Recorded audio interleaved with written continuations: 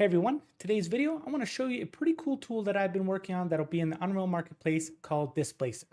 Have you ever wanted to take Megascans materials and actually displace a mesh based off of that material or any other material for that matter? Well, this tool is going to help you get that done in a non-destructive way, super easy, super simple. So let's get started. Traditionally, ever since Unreal Engine 5 was launched, they want to replace displacement and tessellation with Nanite. You can use full high poly models in Unreal Engine 5, and that's great. However, what I want to be able to do is take a material that has a displacement map and put it on such as a plane or sphere, and I want to displace it based off that material. Now you can do this in the modeling tools plugin that is built into Unreal Engine. However, when you do this, it bakes into the mesh. And once you do it, you can't change it. You can't modify it afterwards. You have to create a whole new mesh and do it all over again. So this tool is a simple one single blueprint that you can drag and drop in your mesh materials, displace it, change it, modify it, all you want to do. And you can go back to it, change it again and again and again, however you want to until you fine-tuned it exactly how you want. The first thing you need to do after adding Displacer into your project is make sure the geometry script is enabled. So head on over to your settings and plugins, search for geometry script and enable geometry script here. It's in experimental mode, but for the most part, it's working pretty well. If this is not enabled, it will not work and you won't get any displacement. So let's go ahead and open up a project here and add the displacer to our project. Simply use the Epic Launcher to go ahead and add it. Once you've added it, you will see a displacer folder here, which contains a map, materials, and meshes folder. The map does have a sample level there where you can go in, check out a few sample meshes and some sample materials. And same here, this is the materials folder, which has some sample materials. These are based off of Megascans materials. However, they are not stock original Megascans. They have been mixed with Quixel Mixer. But you can go in here and take a look at the actual material instances, the master material, and the textures for each one of those. And then there is a meshes folder, which has three simple little meshes there, a sphere, cylinder, and a plane. Next, we have the start of the show, which is our displacer blueprint. So let's go ahead and drag and drop that into our scene. I'm going to go ahead and zero that out. And you don't see anything. Well, what we need to do first is go ahead and add a mesh to the actual displacer blueprint. And so here in our details panel with our displacer blueprint selected, we're going to hop on over to the mesh section here and you'll see static mesh. Let's go ahead and drag in one of our meshes here. We have a few sample here, a cylinder, plane, and sphere. Let's drop that sphere in. I really like to work with the sphere. It's pretty cool. Next thing we need to do is add a material. I've already downloaded a few Megascans materials here, so let's hop on over to my Megascans folder, and I'm just going to filter it by material instance. I'm going to go ahead and pick this one here. I really like that one there. The next most important thing that we need to do is actually add the displacement map included with the Megascans materials into our displacer blueprint. So what we're going to do is hop back here. I'm going to unfilter by material instance.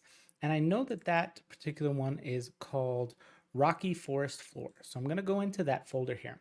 Typically with every Megascans material, you will receive one material instance and three textures. First, you have your base color or albedo map, your normal map, and you get another texture here that basically contains three different elements within one texture. It's a packaged texture.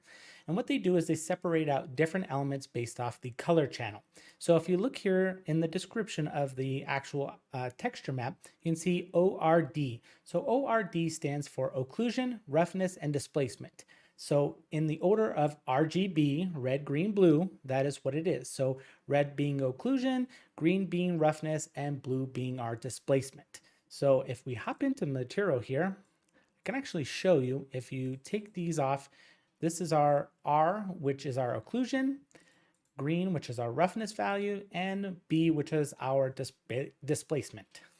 So now what we can do is we're going to hop back into our content browser, take that texture, and we're going to scroll down and with our displacement blueprint selected, we're going to scroll down and drop that into our displacement map here. This is going to take just a few seconds to calculate, especially depending on your computer. Now that we have our mesh, material, and displacement map, you can see we are actually starting to get proper displacement here. So the items are coming out, there's some geometry added, and so forth. This is already starting to look pretty good. This has a displacement power of 5. So for the fun of this tutorial, we're going to go ahead and we're going to crank this up to about 15. So each time you change a value within displacement blueprint, give it a few seconds, it's going to calculate and do its job. So here at a displacement power of 15, you can see we're getting pretty crazy spikes. This is obviously a little overdone. You wouldn't want to go this far. And you can start to see here that it looks pretty decent for what it is. However, we're starting to get some crazy looking spikes. There's not enough geometry going on here. So let's switch over to our actual wireframe view, and you can see it's decent. It's a decently high poly mesh originally, and we're also doing a single subdivision on top of that. But just for fun's sakes, let's go ahead. I'm going to crank up the subdivisions to 5. Now be careful with this value. You don't want to go too crazy high because you can end up with an extremely high poly model. And later on, I'll show you how you can actually take that, export it to a static mesh, and turn it into Nanite, which is pretty cool. So here we go. This is a much crazier, dense mesh. Obviously, not the best performing mesh, but for our purposes here, we're just going to show an example. Switch back over to lit mode, and you can see here we still have a little bit of spiking going on, but it's because our displacement power is cranked way high. So I'm going to go ahead, I'm going to take this down to about 12. I think that's going to give us a slightly better result without being overdone. So once that goes ahead and does its job and works on its way down, that looks a little bit better. And you can see we have nice, beautiful displacement based off of that single material and the displacement map. It looks really good. Now let's go ahead and take a look at some of the options and variables within the Displacer blueprint, so you can kind of see how you can use this to not just displace, but modify your mesh a little bit differently based off of your materials. So you'll see here we have our material, which we've already selected. Under the mesh category, we have a static mesh that we've dropped in. We also have an option to freeze the script. This is a very important option. Okay, so if you notice here, anytime I go to move the object, it kind of freezes on us. What's happening? What's going on? Well, basically what is happening is the blueprint is attempting to recalculate the mesh, the subdivisions, the displacement, everything like that all over again each time you try to move the object. So it slows down, it freezes, and causes problems. However, what we can do is actually freeze the script so that we can go ahead and move the object freely. So now you can see I can move, position, do whatever I want with the object without a problem, and it's not going to slow us or lag us down. So let's go ahead and let's get this guy back to our 0 position. And then what we're going to do is I'm going to go ahead and uncheck the freeze because I'm going to make some changes to this. I want you to see it in real time. When the script is frozen and you make changes within the options of the blueprint, you're not going to see them happen. So make sure you uncheck the freeze when you go to do that. As we scroll down under the displacement section here, you can see we have recompute normals, which most of the time you're going to want this turned on. There may be a rare few cases that you don't want that on, so you can uncheck it there. We have our subdivisions. Like I said, be careful with this. Don't crank it up too high, but you're definitely going to want more geometry, especially depending on your actual mesh that you're importing in to use in this. The next part we have is our displacement map, which we have dropped in. We have our displacement power, so that is how strong the displacement is going to be. You can go crazy or go little. Next, we have our displacement UV tiling. So with the UV tiling, you're going to use this to match your material. So within most Megascans materials, let's go ahead and hop in and open one up here. You can see within most Megascans materials, you have the options for tiling and offset. So if you adjust these inside the material, make sure you match that within your displacement tiling and displacement offset here inside the blueprint. Otherwise, it's not going to line up. It's going to look a little weird. Next, we have our displacement UV color channel. So this is important because, as I mentioned before, the actual displacement channel for Megascans materials is located in the blue channel. So 0, 1, 2 is RGB. So channel 2 will be our blue channel, and that's what we are selecting from this displacement map here. Depending on what materials you add in there or other materials that aren't packaged materials with displacement maps, you may want to change that value to match whatever material map you are putting in there. Next, we have our displacement rotation angle and displacement rotation origin. So it is important that inside of the Megascans materials assets, you do not use the rotation angle in the material. If you change that, you won't be able to match it up within the displacement. what you'll do instead is just use the rotation within the displacement, and that will modify it all together as one. Same thing with the origin, you can move that around if you choose to. Finally, we have a couple options under advanced. Most of these you won't need very often. However, you can change the actual UV layer for the material, and you can have this option here, which is called Options Center.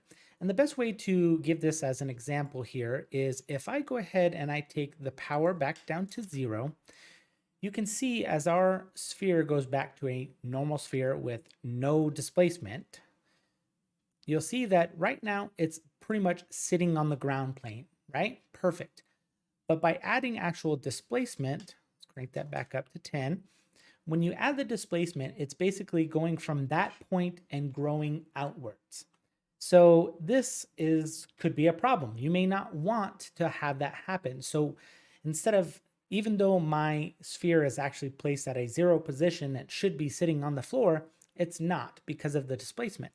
However, if I use the options center here, I could enter a value of say 1, and you'll see what's going to happen is it's actually going to shrink as if the displacement is happening from an inner circle, not that outer circle. So now you can see my displacement is basically back down to a 0 position, which is pretty cool. This will kind of help you line things up if you need to. It's kind of an advanced option. Otherwise, don't worry about it. So a sphere probably isn't the best practicing example of what you would use this for. However, it looks pretty cool.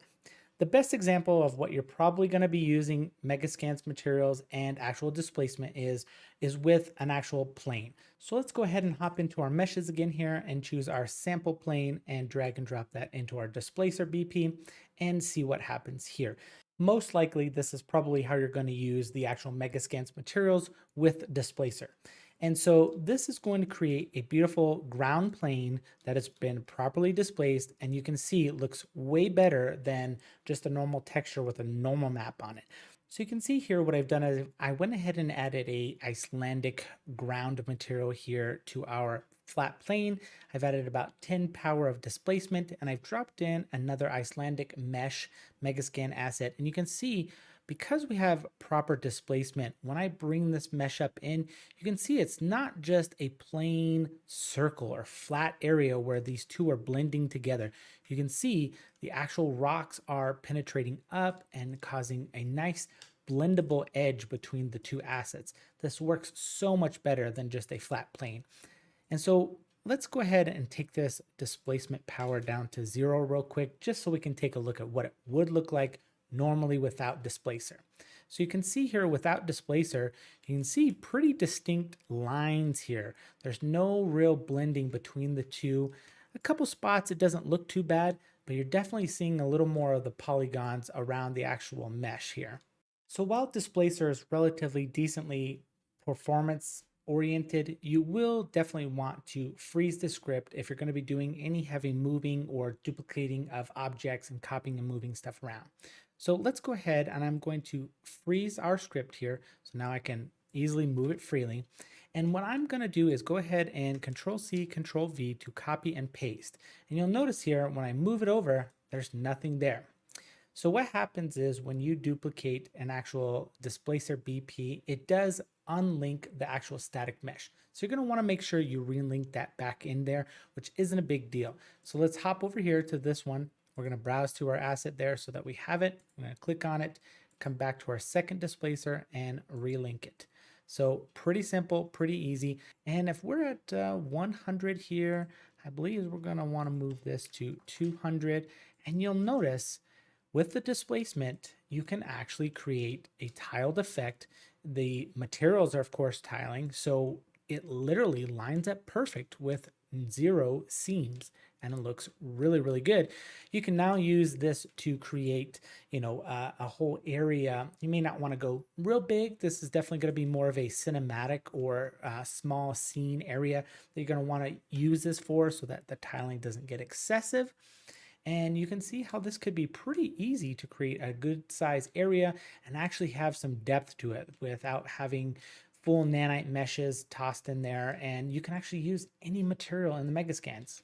So what if you need even more performance out of this and you don't want to actually have it within inside of the displacer blueprint? Well, the advantages of keeping it inside of the displacer blueprint is you can always go back and change it and modify it in case you change your mind.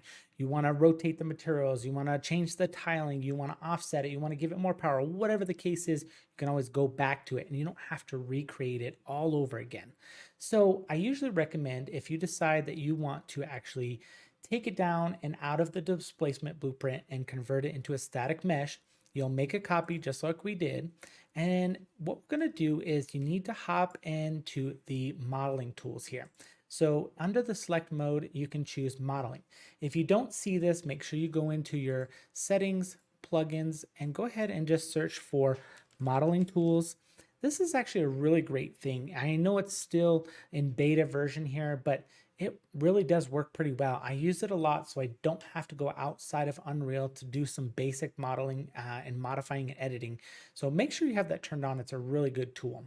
So let's switch on over to our modeling tools section here. So this is super simple. With our displacement blueprint selected, we're going to hop on under over transform section in the modeling tools and click on convert. What that's going to do is it's going to ask you what type of mesh you want to do it. We're going to do a static mesh. We want to transfer materials, and you just simply click accept. It's going to take a few seconds to calculate and do some building of the mesh.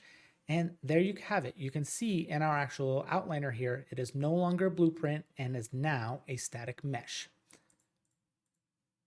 Now we have a nice, decently performing mesh, right? Well, the problem is we've increased the subdivisions on this. It's a pretty high poly count actual object here. Let's take a look. Let's hop into it real quick. And now you can see this is about 720,000 triangles in this single plane here. That's pretty heavy, right? No problem. Unreal Engine has Nanite. So let's go ahead and switch this over. Let's double click on the mesh. We'll hop into our actual details here of the mesh. And you can simply come in here and build out the Nanite. So come on over here and type in Nanite and enable Nanite support.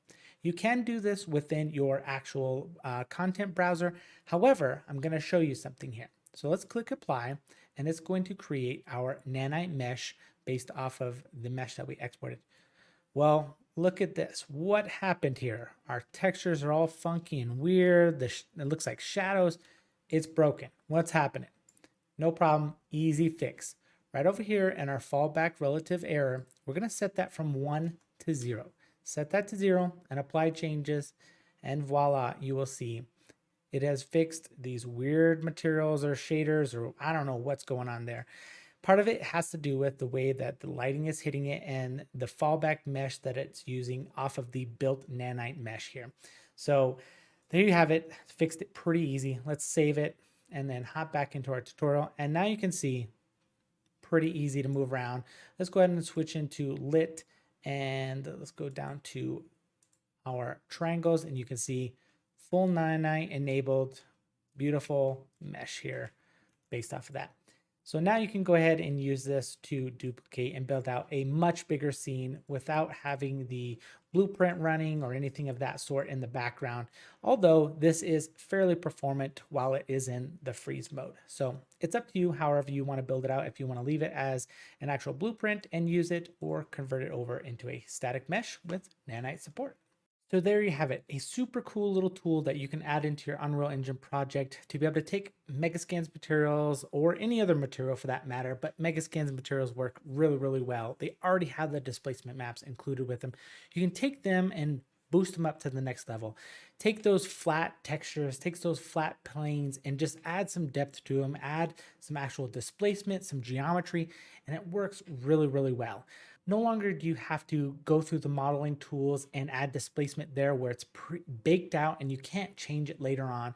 It's nice to be able to have this in a non-destructive manner where you can continue to modify it over and over again until you're finally happy with it, and then you can finally go to a static mesh. So that's going to do it for the video. I hope you guys enjoyed this. I hope this is a pretty cool tool that you could use in your next project. You know, make sure if you do use it, send me some screenshots. There's a nice little contact form. Down in the description, I'm going to leave the links to a site that explains more about the tools, some of the FAQ and notes, show you some examples and some project renders and so forth. Go ahead and check that out, and you can get some more information about the actual displacer blueprint.